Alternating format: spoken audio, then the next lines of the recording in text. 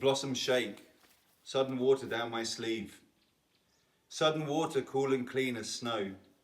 As the stem-sharp swords go in against your breast, and the sweet wild rocks leap over and lock us in.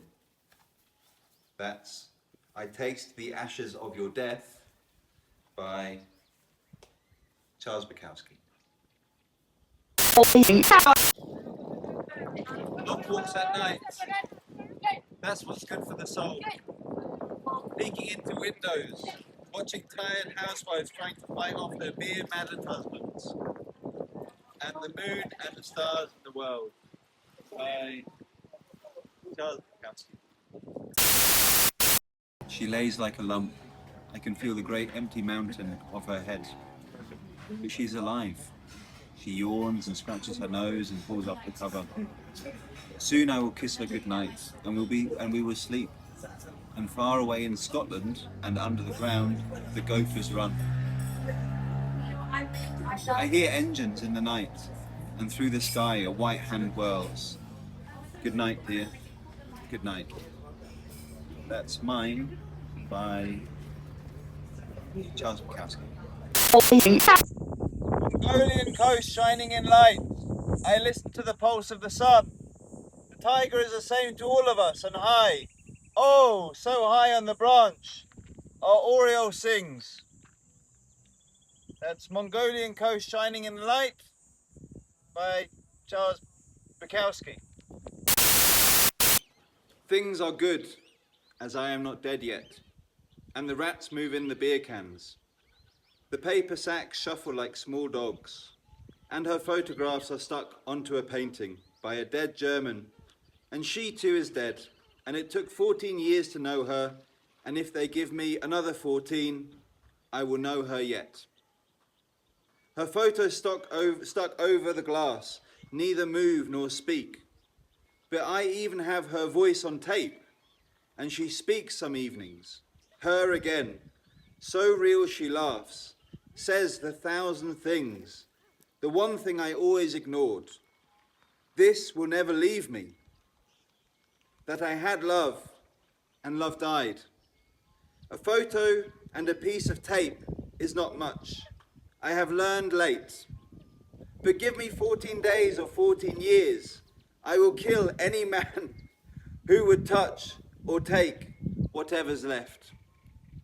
That Remains by Charles Bukowski.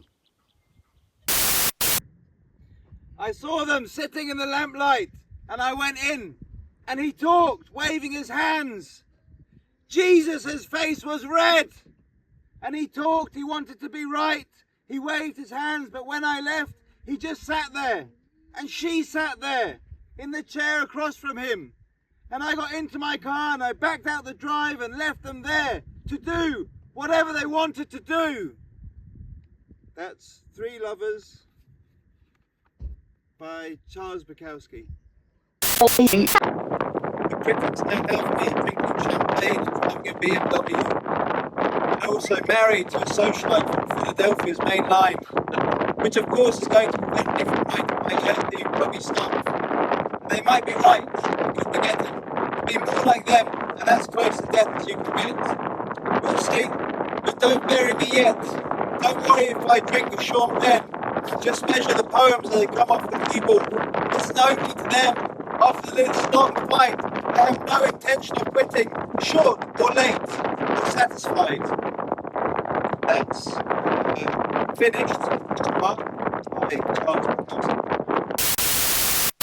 Spore and anemia and deviltry. And what can we make of this? A belly in the trash, down by Mr. Saunders' beer cans, curled up like a cat. Life can be no less ludicrous than rain. And as I take the lift up to 3, I pass Mrs. Swanson. In the grate, powdered and really dead, but walking on. Buying sweets and fats and mailing Christmas cards. And opening the door to my room. A fat damsel scrambles my vision. Bottles fall. And a voice says, "Why are all your poems personal?"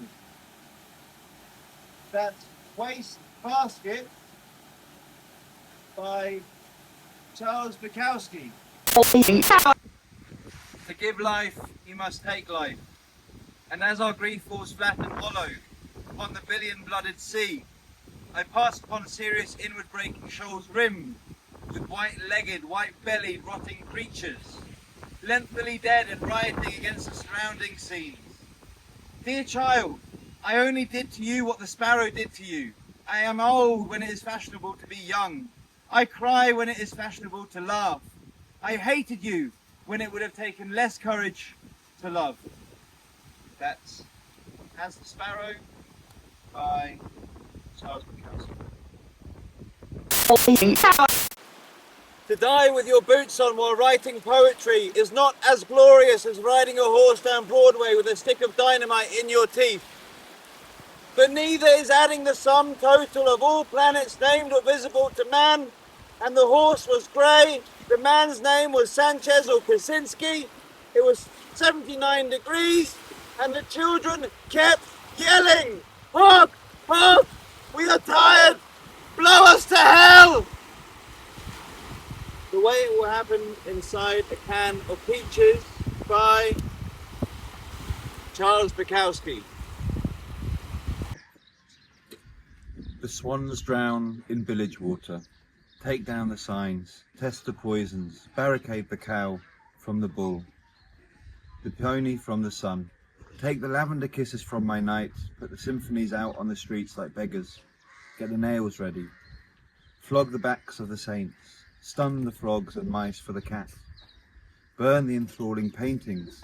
Piss on the dawn. My love is dead.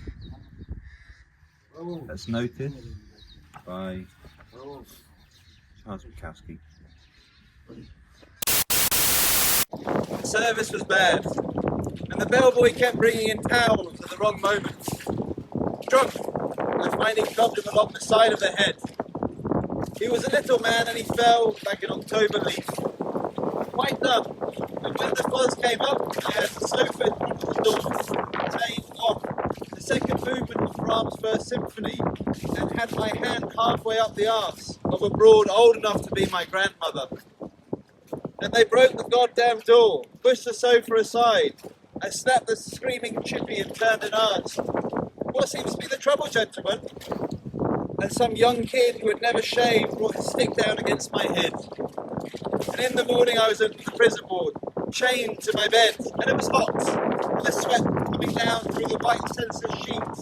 And they asked all sorts of silly questions, and I knew I'd be late for work, which worried me immensely. That's What Seems to Be the Trouble, Gentlemen, by Charles Bukowski.